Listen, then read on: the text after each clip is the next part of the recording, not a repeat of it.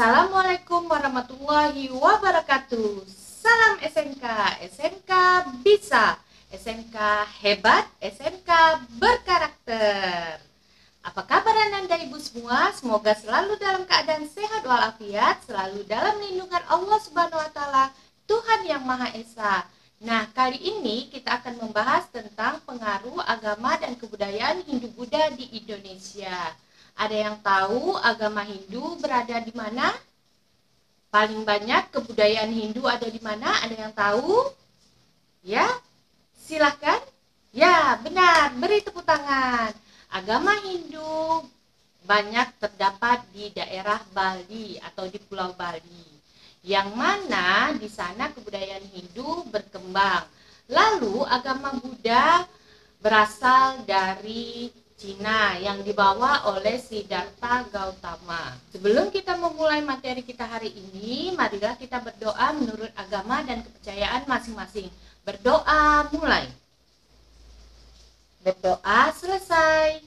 Nah, sebelumnya masih ingatkah Ananda materi kita minggu yang lalu tentang zaman praaksara?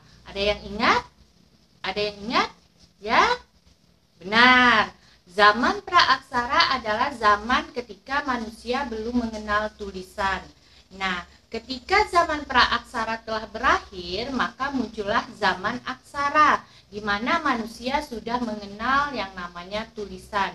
Ketika manusia sudah mengenal tulisan, lalu ada kebudayaan-kebudayaan yang muncul di Indonesia. Salah satu kebudayaannya berasal dari India, yaitu kebudayaan dan agama Hindu-Buddha. Sehingga di Indonesia sendiri muncul beberapa kerajaan yang bercorak Hindu dan Buddha.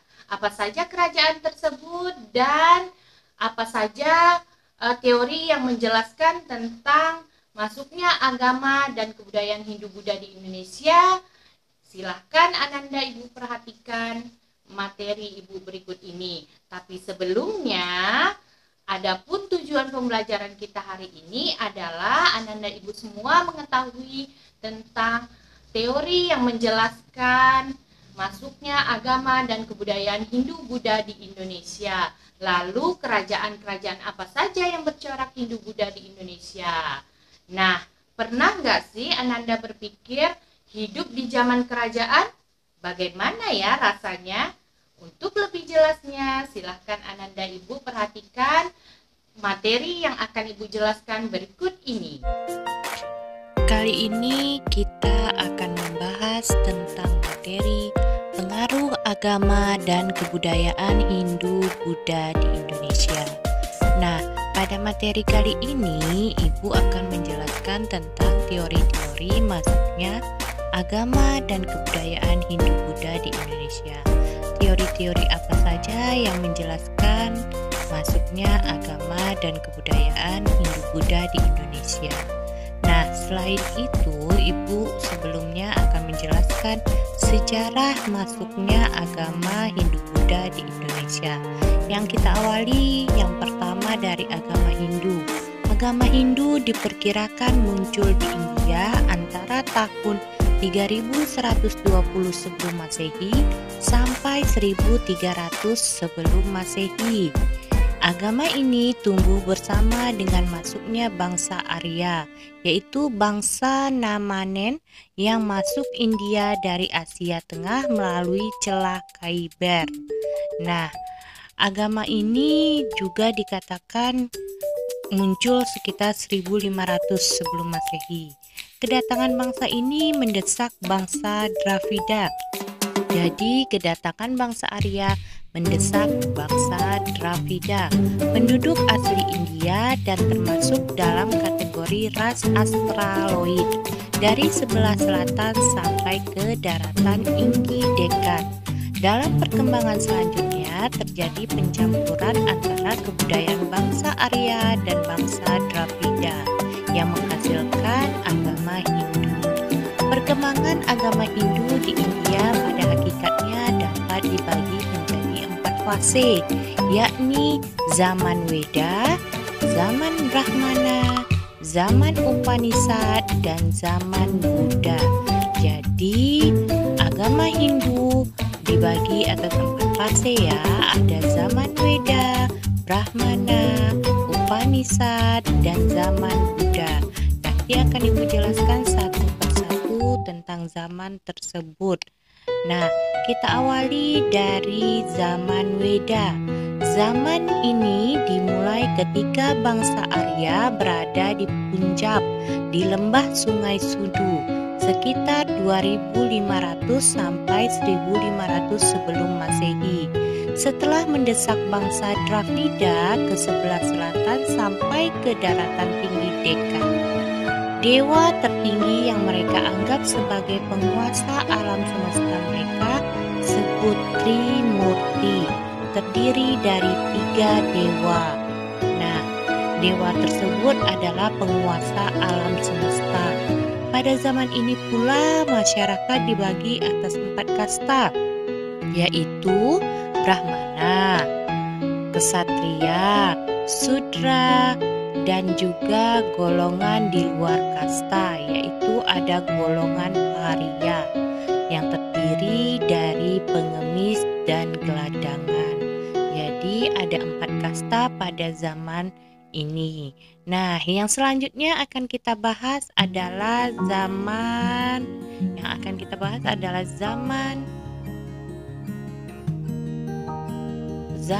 Brahmana. Pada zaman ini kekuasaan Brahmana amat besar dalam kehidupan keagamaan. Pada zaman ini disusun dan diatur tata cara upacara keagamaan yang teratur dalam suatu yang kemudian disebut dengan Kitab Brahmana. Lalu ada zaman Upanishad. Zaman Upanishad terjadi antara 750 sampai 500 sebelum Masehi. Nah, kemudian yang akan kita bahas adalah zaman Buddha. Zaman Buddha ini dimulai ketika putra Raja Sudahana yang bernama Siddhartha menafsirkan Weda dari sudut logika dan mengembangkan sistem yoga dan semedi sebagai jalan untuk mendekatkan diri dengan Tuhan. Jadi ada putra dari Raja Suddhodana yang bernama Siddhartha. Nah, selanjutnya kita bahas tentang agama Buddha. Buddha adalah sebutan bagi seseorang yang telah memperoleh pencerahan. Asal kata Buddha yang berasal dari bahasa India yang berarti sejati.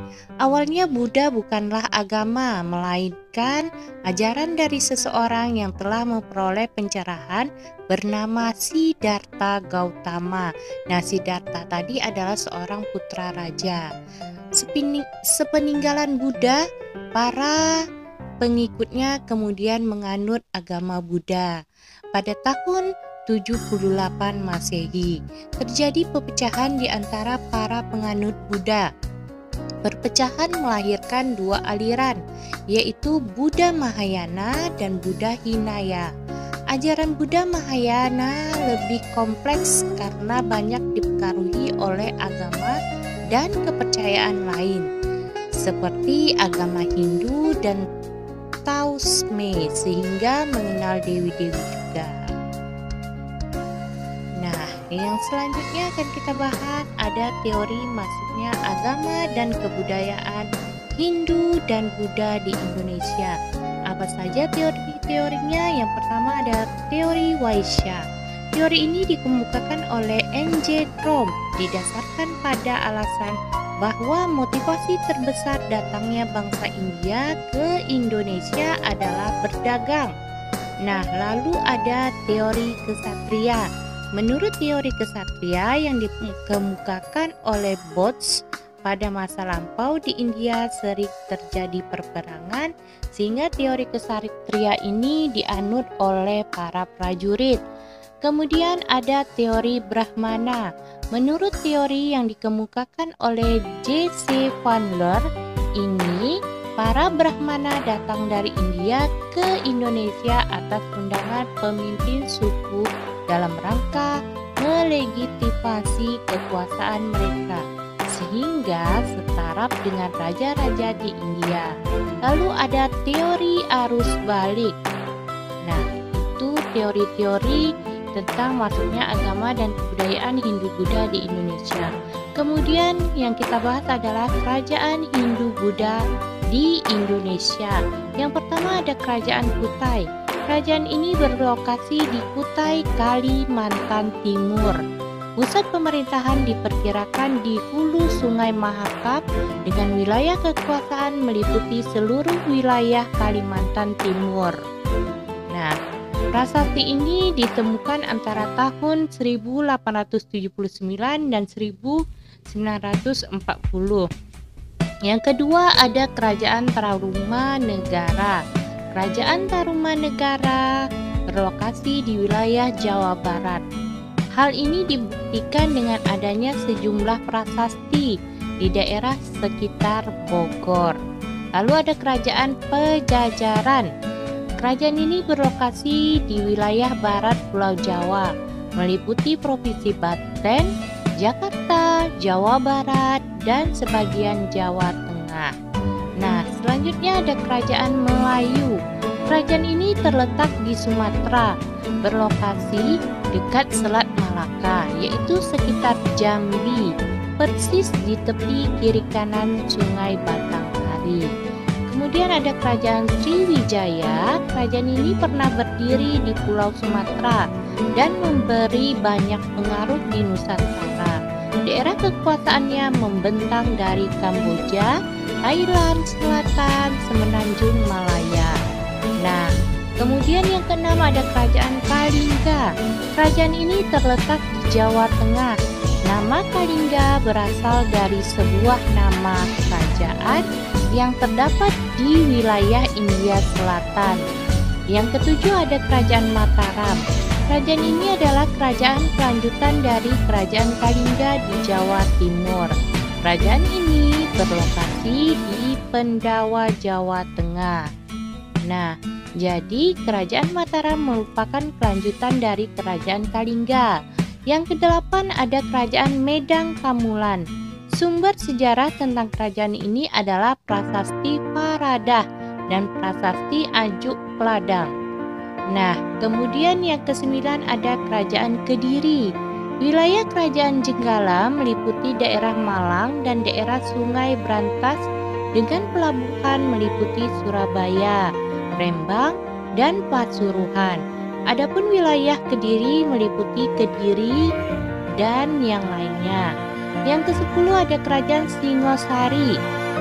Kerajaan ini sekarang diperkirakan berada di daerah Kerajaan Singasari, Malang. Berdasarkan Prasasti Kudadu, nama resmi Kerajaan Singasari adalah Tumapel.